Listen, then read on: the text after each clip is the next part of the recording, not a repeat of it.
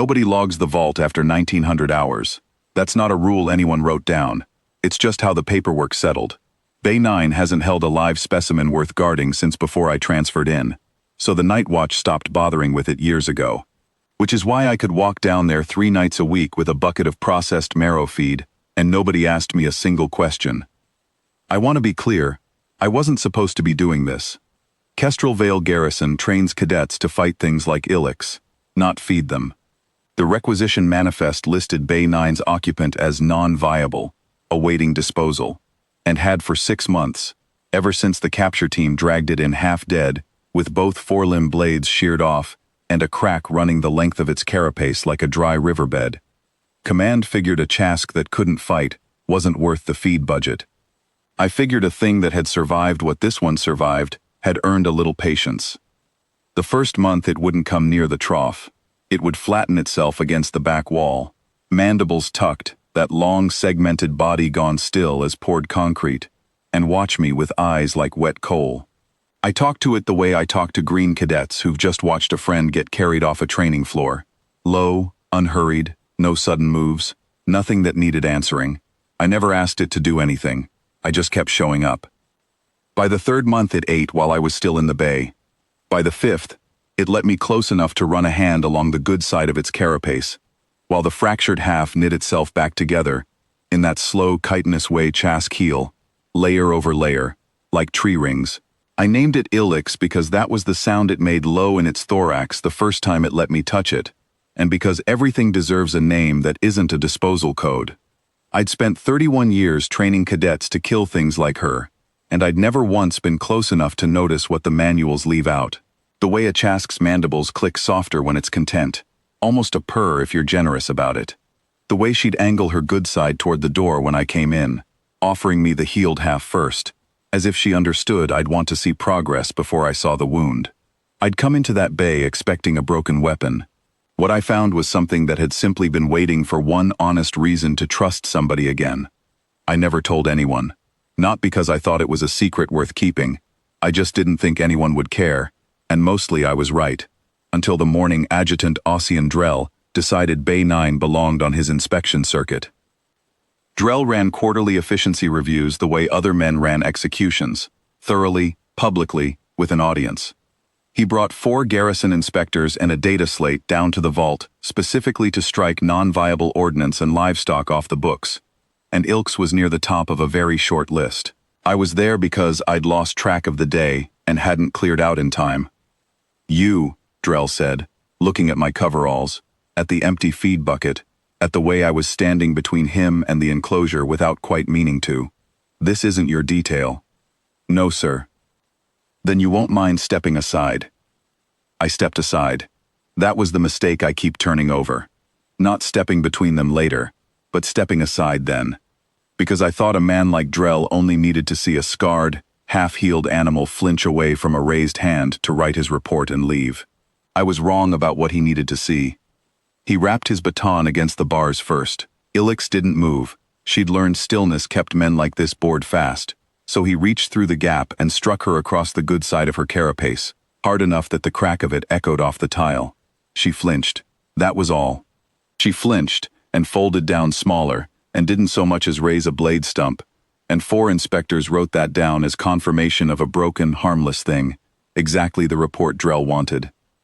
I said, "That's enough," in a voice I use maybe once a year, the one that used to move 100 cadets at a dead run. Drell turned to me with the particular pleasure of a man who's found a second target. "You've been feeding this," he said. It wasn't a question. He'd seen the trough, the worn path in the dust, the calluses that don't come from an office post. Off the manifest, off the record. "She's not disposal grade. She's whatever I write on this slate, instructor." He struck me across the shoulder with the same baton, open contempt, the kind of blow meant to be watched more than felt. It landed.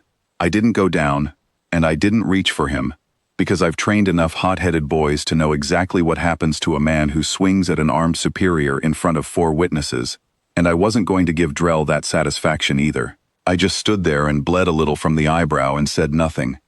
But I felt something move behind the bars, a low vibration in the floor plating, the kind you feel in your teeth before you hear it, And when I glanced back, Ilkix had gone very still in a different way, not cowering still, listening still.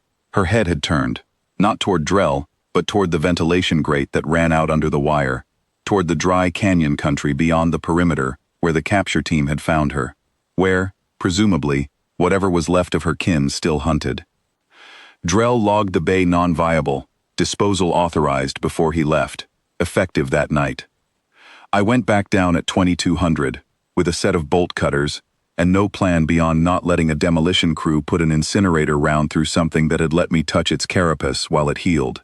The two enforcers Drell sent to do it were bigger than me, and considerably less patient than I'd been with Ilkxerx, and the second one hit me across the jaw hard enough to put me on the floor before I'd even gotten the bay door open.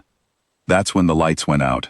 Not all at once, bay by bay, in a wave, moving toward us down the corridor faster than a man could run, and underneath it, a sound I'd never heard on this station, a dry, layered clicking, hundreds strong, rolling in through the ventilation shafts like something pouring. The Chaskin came up through the maintenance grates Ilix had been listening to for 6 months. I don't know how she called them, pheromone, vibration, something in Chask biology nobody in this garrison had bothered to study because they'd already decided she was broken. I know that the two enforcers standing over me went from shouting orders to backing against the wall in about 4 seconds, and that Ilkix, still behind bars I hadn't managed to cut through, pressed herself against the gap and made a sound I felt more than heard, and the clicking stopped exactly where she wanted it to stop. A wall of chitin and blade limb, frozen inches from 2 men who'd struck a defenseless thing, and then struck the only man who'd ever fed it. Nobody died. I want that said plainly, because Ilix didn't want it either. She wanted them scared, not scattered across the tile, and a Chask brood does precisely what the one they answer to asks of it. I watched her hold that wall of kin at the exact distance she chose, the way a instructor holds a class of cadets at attention. Not because she couldn't have let them closer, but because restraint was the whole point of the demonstration. She wasn't proving what her family could do to 2 frightened men. She was proving what she'd chosen not to let them do, and making certain I was the one who saw her choose it. The enforcers left a great deal faster than they'd arrived, and I don't think either of them will volunteer for demolition duty again. Drell got the story before dawn from 4 different sources, and none of them made him look like a man in control of his garrison. I heard later that his own superior asked him, in front of the same inspectors he'd brought to condemn Bay 9, how exactly an unarmed instructor and a specimen listed as non-viable had managed to rout 2 of his men without a single shot fired. Drell didn't have an answer that didn't make him smaller. By morning, the bolt cutters had finished the job I'd started, and I was sitting on an overturned crate in Bay 9 with my jaw wrapped in cold gel, while Ilx rested her head, gently, against my knee.